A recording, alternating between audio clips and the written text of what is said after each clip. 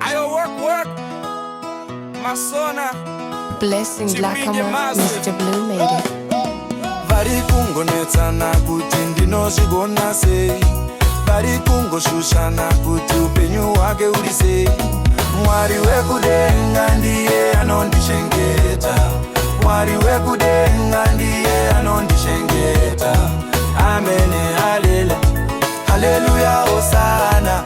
Amene amene, haleluya amene. Vari kungonetsana kuti ndinozvigona sei, vari kungoshushana kuti upenyu hwake uri sei.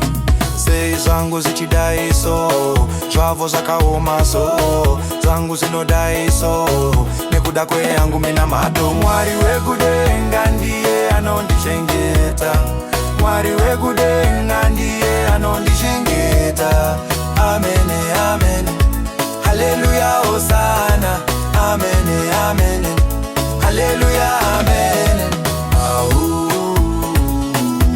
Ndodiwane prayer, ndodiwane pattern, ndodiwane prayer, ndodiwane pattern.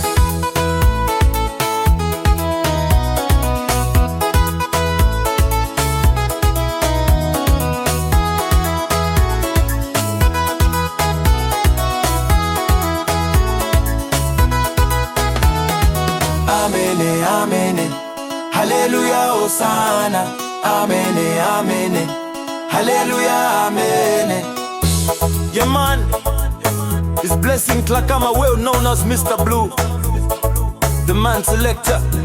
Big up Chipinge Masi. Blessing Dhlakama, Mr. Blue made it.